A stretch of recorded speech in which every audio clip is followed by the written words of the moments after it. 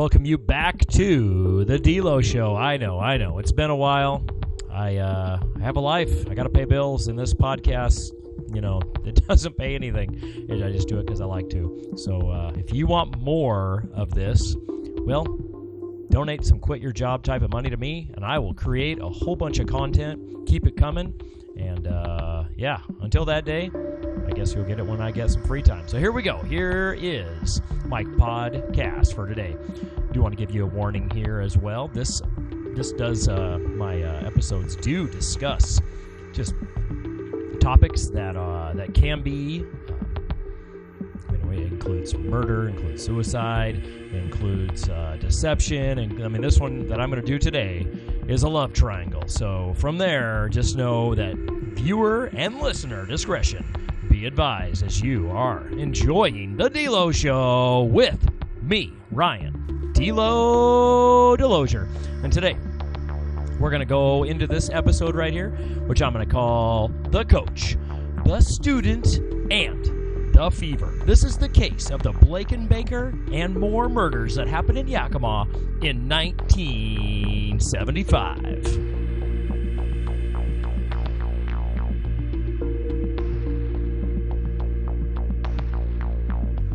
Once again, welcoming you back to the D-Lo Show. They say that history is written by the winners. But in this story, I'm going to tell you today, there were no winners left standing.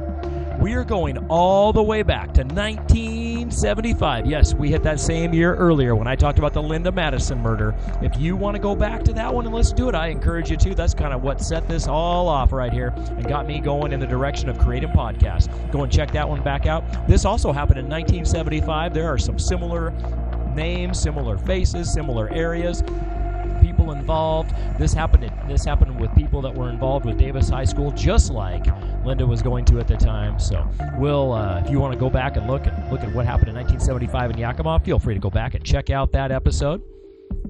In the meantime, again, swinging it back to 1975, Yakima, Washington.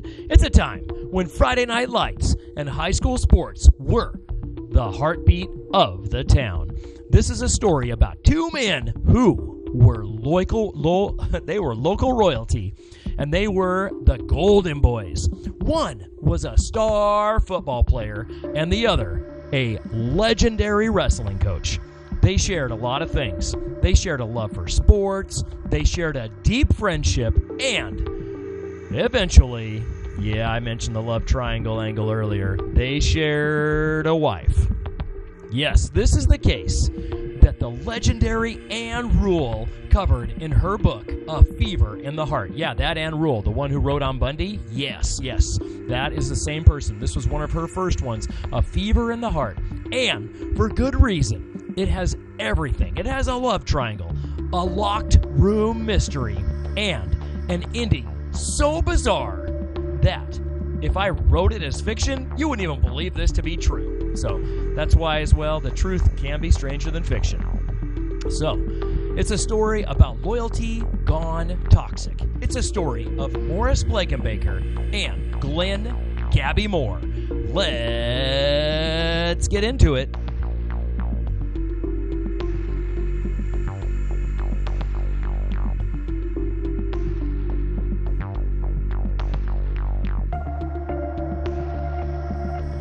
So to understand this crime, you have to understand just who these guys were. In 1975, Morris Blankenbaker and Glynn Moore, also known by everyone as Gabby Moore, were the guys you wanted to be. Morris Blankenbaker, he was 32 years old, and he was the definition of the all-American guy. In high school, he was voted by his classmates the best athlete of the year. He went on to go to Washington State University on a scholarship, and he played halfback for the Cougars. After college, he came back home to Yakima to teach PE at Wapato High School. People loved him, and he was described as kind-hearted, a gentle giant type. Then you have Coach Gabby Moore. He was a little older. He was 44, and he was the wrestling coach at Davis High School in Yakima. And he wasn't just a coach. He was the coach. In 1972, his team won the state championship. And again, there we go. State championship. That's a big deal. Hey, Gabby was intense. He was a disciplinarian. He didn't drink. He didn't smoke. He demanded total perfection from his athletes. Now, here's the first twist of the knife. These two weren't rivals. They were best friends. In fact, years before the murders, they went on a rafting trip on the Yakima River when a raft hit a whirlpool and Gabby Moore, the coach, was thrown into the whitewater. He got trapped under an overhanging branch and he was drowning. Morris Blankenbaker, the stronger swimmer of the two, he dove in. He fought the current, grabbed Gabby, and by the chin, he hauled him to the surface. Morris saved Gabby's life. That's right. The athlete had saved the coach's life. Keep that in mind, because the man whose life he saved, well, gratitude can be a funny thing.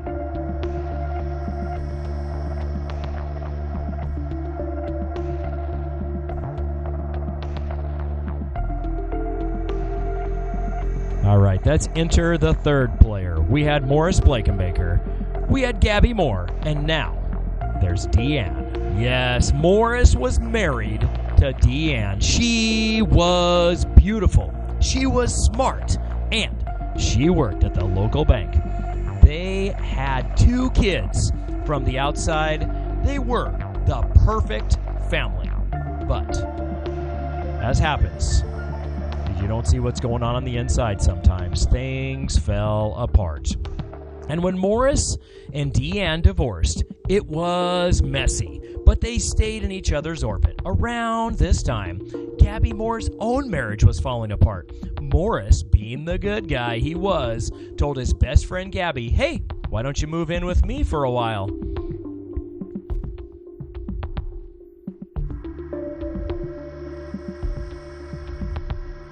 All right, so now you have Morris, the ex-husband, living with Gabby, the best friend, and Dee Ann, the ex-wife, who's coming around to visit the kids. And you can guess, yes, you can guess what happened next.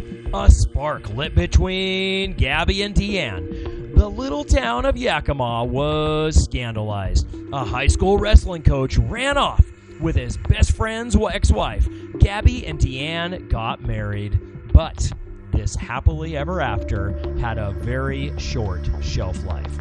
Gabby Moore, the man who never drank, he never smoked, the man of discipline. Yeah, he started to crumble. He became insecure. He knew Dee Ann had a history with Morris. He started drinking heavily. He became paranoid. He became obsessive. Dee Ann realized she'd made a huge mistake. She divorced Gabby, and in a twist that drove Gabby insane, she went back to Morris. She wanted to rekindle her relationship with her first husband.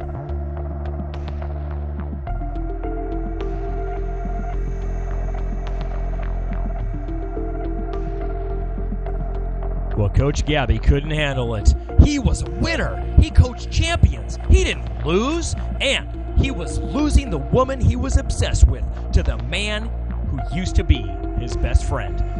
By November 1975, Gabby Moore was a wreck. His drinking was out of control. His blood pressure through the roof. On November 20th, his former father-in-law, who was a doctor, checked Gabby in to Yakima Memorial Hospital to dry out and get his blood pressure back down to where it should be. So Gabby, he's in a hospital bed. Morris and Dee Ann are seemingly back together. The stage is set.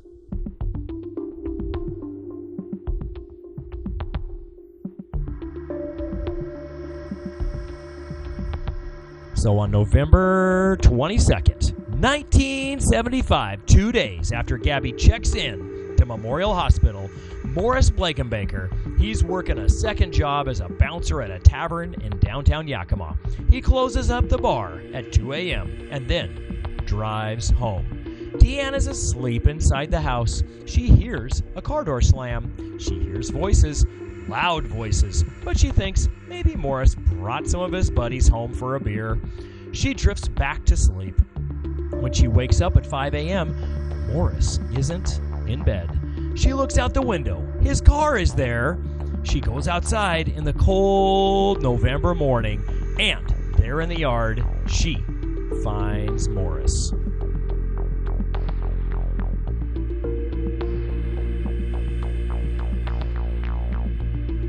When she sees Morris, she sees that he has been shot 3 times, once in the mouth, twice behind the ear. This wasn't a robbery.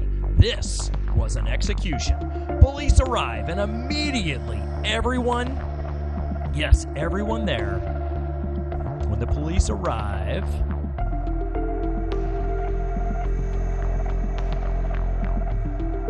immediately, everyone has the same name on their lips. Glynn, Gabby, Morris. It's a classic love triangle of murder, right? The jealous ex-husband kills the rival. The police rush to the hospital to interview Gabby. Yes, he's still at the hospital, so they're wondering why, where is Gabby? But here is the problem. Gabby has the perfect alibi. The nurses, they even confirm it. Gabby was in his room all night long.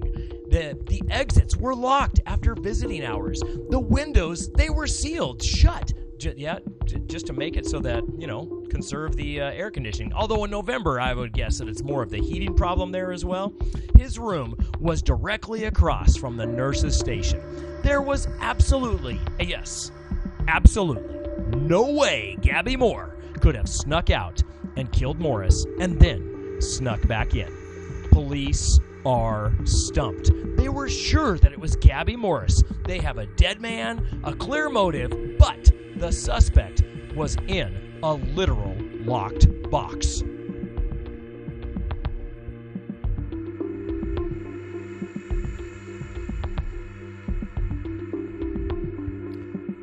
So the town of Yakima was on edge. Who killed Morris Blankenbaker? Is there a hitman on the loose? Gabby Moore is released from the hospital. He is miserable. He tells anyone who will listen that he is innocent, but he knows the town thinks he did it. And he's drinking more than ever. He's calling Dee Ann, begging her to believe him. She wants nothing to do with him.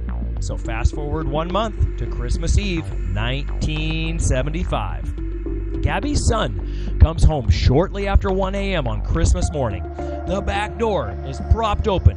He walks into the kitchen and finds his father, the legendary coach, Gabby Moore, lying on the floor, dead.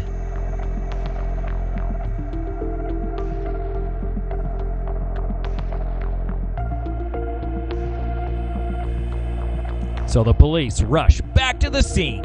They find a .22 caliber bullet wound in Gabby's chest.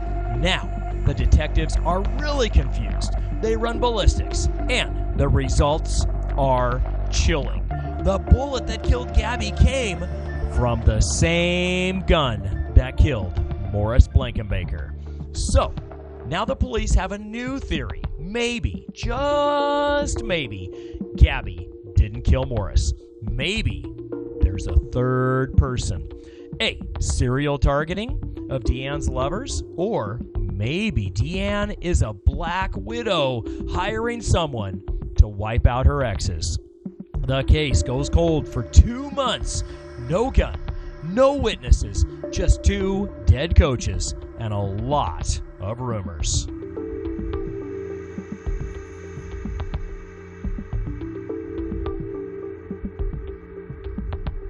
The break in the case comes from a couple of kids fishing in the Yakima River. The Natchez River. It's near Yakima, kind of on the edge. They reel in something heavy. It's a rusty Colt .22 semi-automatic pistol. Can you imagine that? reeling in a .22 pistol. I cannot fathom how that happens. News spreads that the murder weapon has been found, and suddenly the phone rings at the police station. A young woman named Carolyn Elliott calls, and she says, "I think that's my gun, and I think I know who used it." She points the finger at her cousin, a young man named Angelo Pleasant, but everyone called him Tuffy.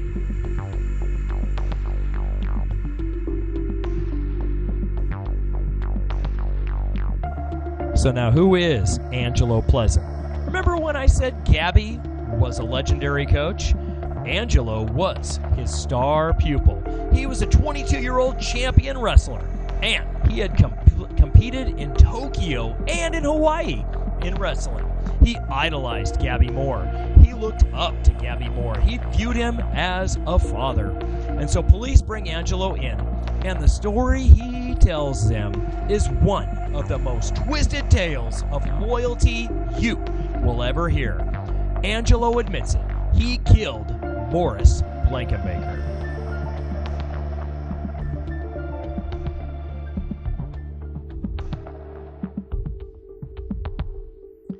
So here's how it went down. Gabby Moore, from his hospital bed, called his star student. He played on Angelo's loyalty. He cried to him. He said Morris was ruining his life. He told Angelo, if you have a problem, you eliminate it. So Angelo, 22 years old and brainwashed by his hero, borrowed his cousin's gun. He went to Morris's house that night and eliminated that problem. That explains the first murder. But what happened in the second murder? Why did Angelo kill his beloved coach on Christmas?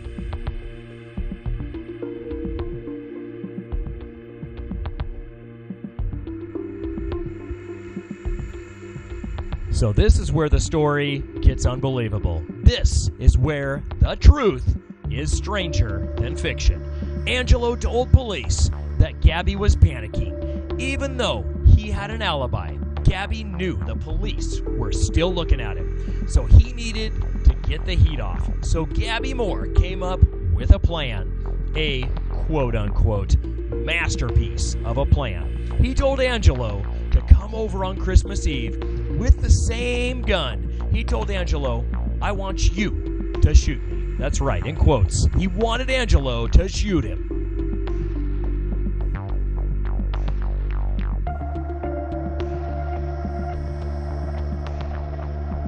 The plan was for Angelo to shoot Gabby in the shoulder, just a flesh wound. Then Gabby would crawl to the neighbor's house, bleeding, and claim that the same quote-unquote maniac who killed Morris had come for him too. It would clear his name instantly. He would be the victim, not the suspect. He thought this would even win Dee Ann back. Oh, true love. Angelo didn't want to do that, but Gabby insisted. Gabby was drunk. He was drinking whiskey to numb the pain in advance. So Angelo raised the .22 pistol. He aimed for the shoulder, the meaty part, just like Coach had told him. Do it for your coach. But because Gabby was drunk, he swayed. He stumbled just as Angelo pulled the trigger. The bullet didn't go through the shoulder. It hit a rib, and because a .22 caliber bullet, it's small, it's fast, and it didn't shatter the bone. It ricocheted instead. It bounced off the rib, toward inward, and tore straight through Gabby's heart. He was dead before he hit the floor.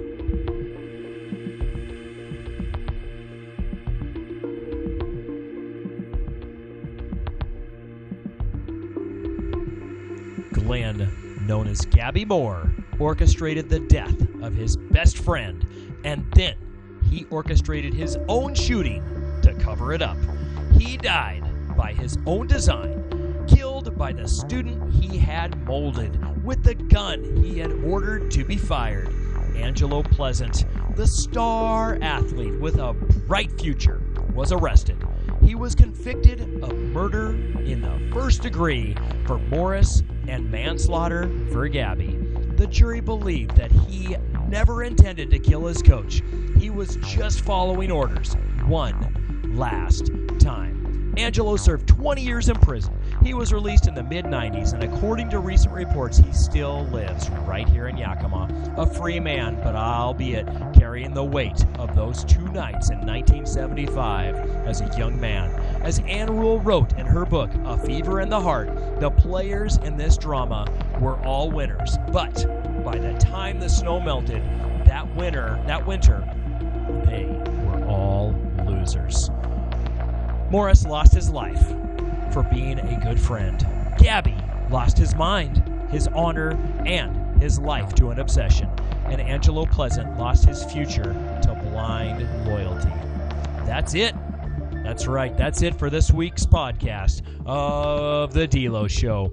If you're out there and you're looking for a way to solve a problem, remember, eliminating it usually just creates more problems.